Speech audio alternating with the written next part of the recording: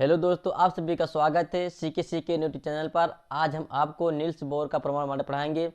हम आपको बता दें कि नील्स बोर ने अपना परमाणु मॉडल क्यों प्रस्तुत किया। तो आपने पढ़ा होगा रदरफोर्ड का परमाणु मॉडल। तो रदरफोर्ड के परमाणु मॉडल में उसमें कुछ कमियां रह गई थी। उन कमियों को दूर करने के लिए नील्स बोर ने 1913 में जो है अपना नील्स बोर का परमाणु मॉडल प्रस्तुत किया।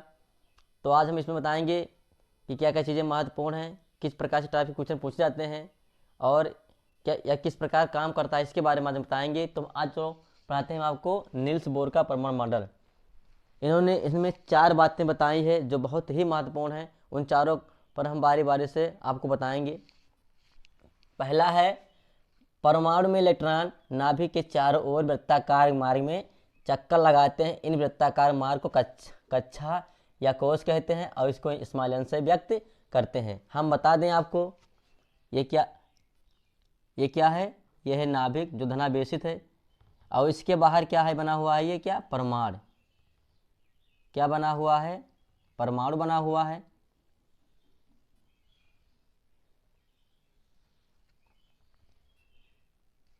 ये क्या है? ये नाभिक है। इसको हम बीच में बना देते हैं। ये क्या है? ये नाभिक है। और नाभिक के जो बाहर बना हुआ है ये गोलाकार जो बना हुआ है इसको हम परमाणु कहते हैं। और कैसा परमाणु कैसा है? ये वृत्ताकार है। कैसा है? वृत्ताकार है। और जो इलेक्ट्रॉन होते हैं इसी नाभिक के बाहर जो परमाणु है इसमें क्या करते हैं, ये इसे चक्कर लगाते हैं। सभी में क्या क्या करते हैं? सभी में चक्कर लगाते हैं।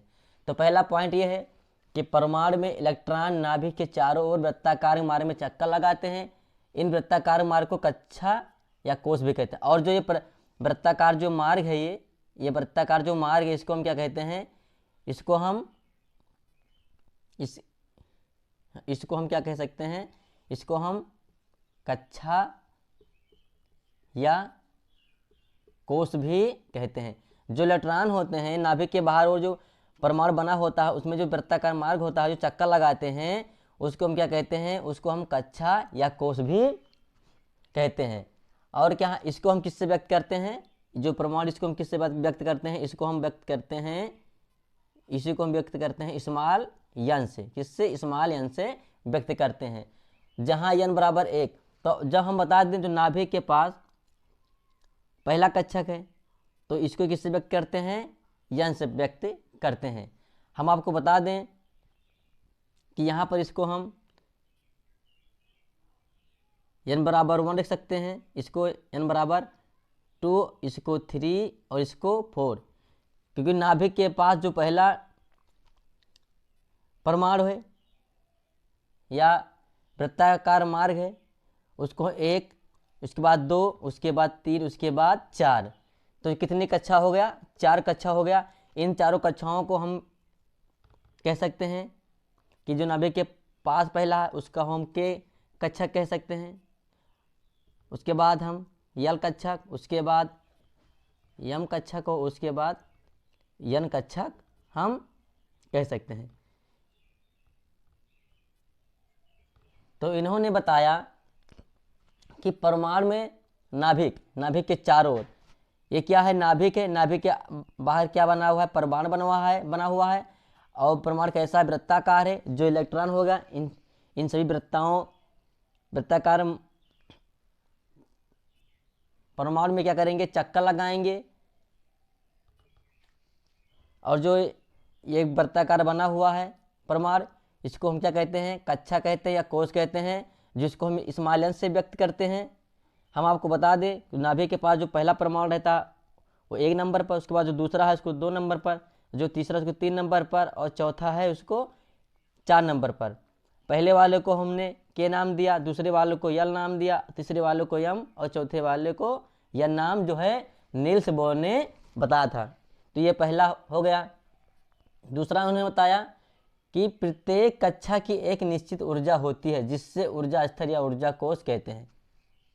तो जो उन्होंने बताया कि प्रत्येक कह रहे हैं प्रत्येक कक्षा की, ये कक्षा है, ये कक्षा है, ये इसमें 4 कक्षाएं हैं और चारों कक्षाओं की जो ऊर्जा होगी वो क्या होगी?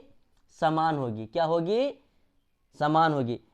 तो इन ऊर्जा स्तर या इसे ऊर्जा स्तर या कोश भी कहते हैं। जो प्रत्येक कक्षा होगी जब इनकी सभी ऊर्जाएं क्या होंगी? समान होगी, समान, इसमें समान ऊर्जा होगी, इसमें समान ऊर्जा, यानी पहले दूसरे तीसरे चौथे में जब समान ऊर्जा होगी तो इन ऊर्जाओं को हम क्या कहते हैं, ऊर्जा स्तर कहते हैं या ऊर्जा कोष भी कहते हैं। क्यों कहते हैं? क्योंकि सभी में जो है ऊर्जा क्या है, समान है।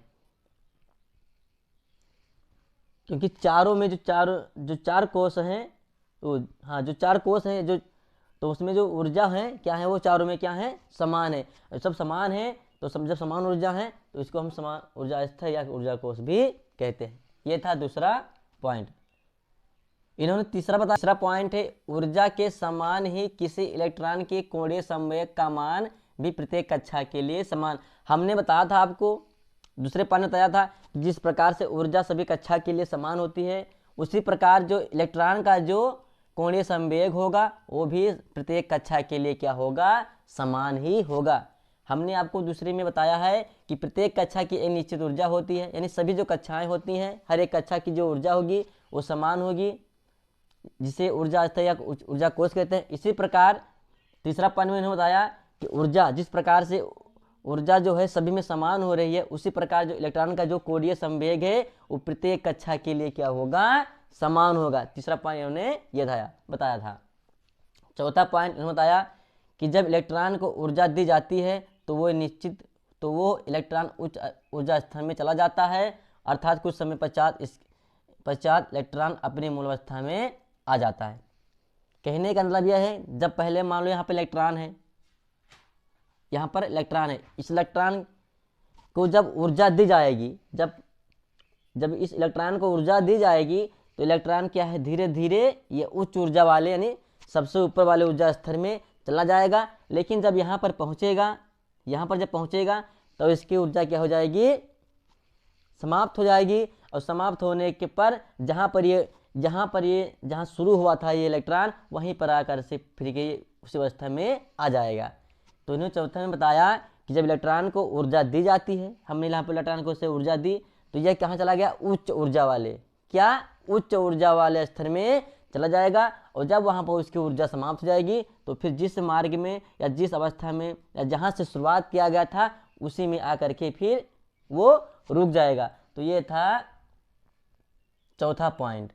एक बार हम आपको फिर बता दें कि पहले में क्या था, परमाणु में इलेक्ट्रॉन नाभिक, हमने यहाँ परमाणु बनाया, परमाणु में क्या है, नाभिक है, तो नाभिक के बाहर जो बना हुआ वृत्ताकार जो परमाणु है, इसी में इलेक्ट्रॉन क्या होते हैं, चक्कर लगाते हैं, जिसको हम कक्षा या कोष कहते हैं। इसको हम स्मॉल एन से व्यक्त करते हैं। और नाभिक के जो सबसे पास रहता है उसको हम 1 नंबर, नाभिक के जो उसके बाद 2 नंबर, उसके बाद 3 नंबर, उसके बाद 4 नंबर। जो पहले नंबर है उसका हमने क्या नाम दिया, जो दूसरा नंबर है उसको हमने यल, और जो तीसरा नंबर हमने उसको एम नाम दिया, और जो चौथा नंबर है उसको हमने यह नाम दिया। ये था दूसरा पॉइंट। वो पहला पॉइंट, यह है दूसरा पॉइंट। इन्होंने बताया कि जितनी भी कक्षाएं हैं इसमें ऊर्जा क्या है, एक निश्चित ऊर्जा है, सभी में ऊर्जा क्या है, बराबर है।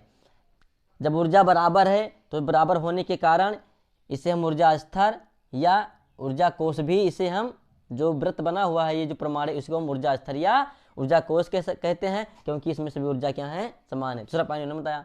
तीसरा पॉइंट इन्होंने बताया कि जिस प्रकार से सभी में ऊर्जा समान है, उसी प्रकार से इलेक्ट्रॉन जो है, इलेक्ट्रॉन का संवेगीय कोणीय संवेग भी प्रत्येक कक्षा के लिए समान होता है।